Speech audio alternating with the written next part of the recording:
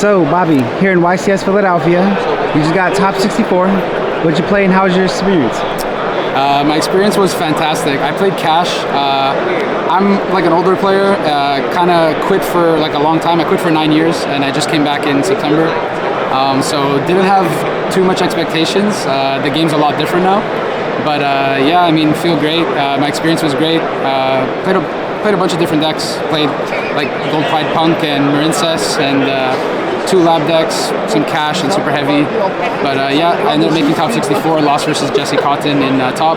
But it was a good match. It was a really good match. We got to game 3 and I opened up unplayable. So it is what it is for that. But yeah. 9 years, no rust to be seen. Do you have any shout outs you want to give?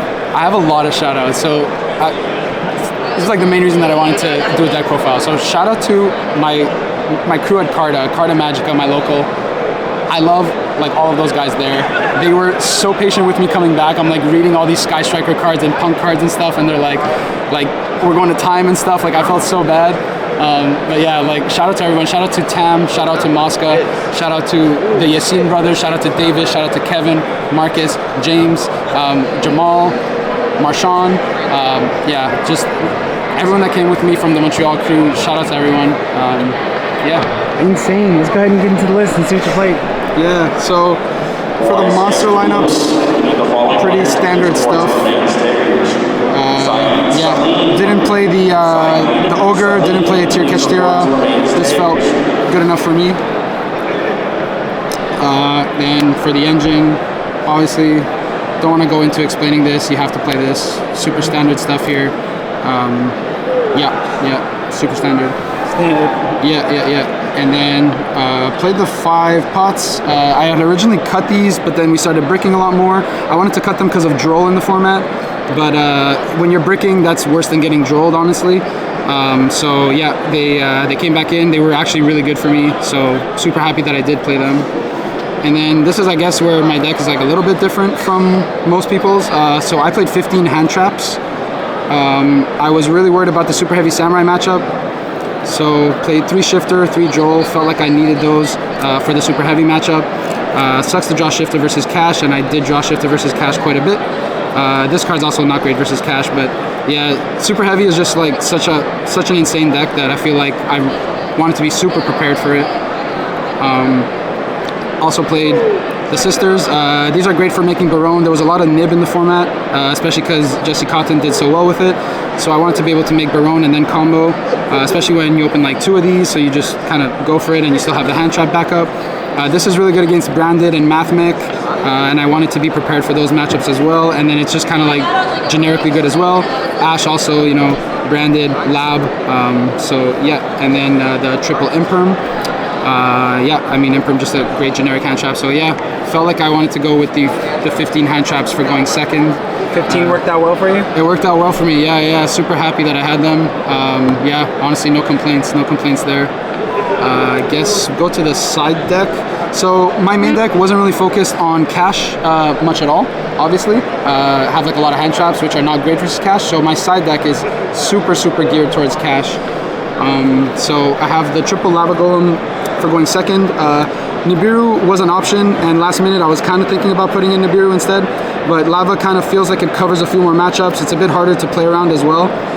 So yeah, felt like I wanted the Lava Golem instead, and also I kind of hate that when you summon Nibiru, you have to either make Donner to get it off your board, or you can't Zeus that turn, so it's like you're kind of stuck in this like weird no man's land, and you have to kind of like win with like birth and stuff. So yeah, Lava just felt a bit cleaner for me. I sided 6 books, so like I said, really wanted to go hard for the cash matchup. I'm not maining them because I don't think that they're great going second. I wanted them as like interruptions for cash. Sorry, I don't feel like they're great going second versus the general meta, so I didn't feel like maining them. And then yeah, I've got the 2 enemy controllers. Again, cash, really important. I kept on getting like Ibleed, and this card just plays around so many cards in the cash mirror match. I wish I could have fit 3, but I just couldn't. And then Duster, it's my only back row hate. I was gonna play Pancratops as well, but again, no space. Just felt like I wanted this for if I can dig for it with Prosperity, Desires, etc. And then obviously the triple Bell, feel like you need it. good versus lab, good versus branded to prevent the lock, good versus math mech obviously on the superfactorial. So kind of just gave me a bit of coverage there, and yeah, that's the side. And then the extra deck, honestly, super standard.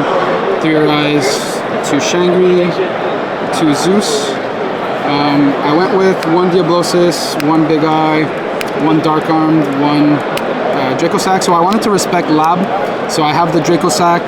My side deck has some good cards versus Lab. The Book of Eclipse were actually super clutch versus Lab, I have to say.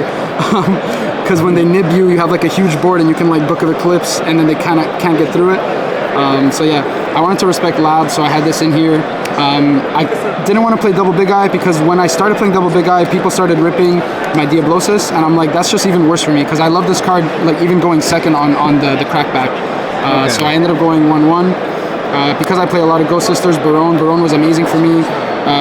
People had nib in their hand, I can tell, or they would like play it and I like negate it and they were like, fuck. And yeah, so this was great. Got Donner in there, obviously need it, and then my 2 prosperity targets were the Infinite Track and the Fossil Warrior. This was originally Garura, but Zeus is just like every deck going second is like a Zeus turbo deck right now, so I felt like I needed something for that. And then the Infinite Track is for like branded, for like the Mirror Jade when I like Lava Golem them or something, or just in general, like Mirror Jade's just kind of annoying if I can't Fenrir it, so I wanted to be able to attach. Also plays around Gamma, and just generically good. So yeah, that's the extra deck. Insane. Bobby, 9 years without playing. You come back, top 64. Yeah. How are you feeling about the game? Are you going to continue playing cash after the ban list? I'm honestly not sure. I have to read Sky Striker cards because I don't know what they do still, basically. And I heard that they might be good again. But yeah, I mean, I haven't topped in 10 years, so this feels like like this is definitely the sweetest by far. I really wanted this one. So yeah, super happy about it. Obviously, going versus Jesse, I had low expectations in top 64. But in the end, I mean, I couldn't, like, I didn't really get to play, honestly. So yeah, it is what it is. And but yeah, honestly, this was a fantastic event. And once again, shout out to the entire Carter crew, for real. Love you guys. This is a tremendous turnout. Do you have any final remarks? No, that's all, man. Yeah. We look forward to seeing more from you. Thank you. Thank you so much. Appreciate you.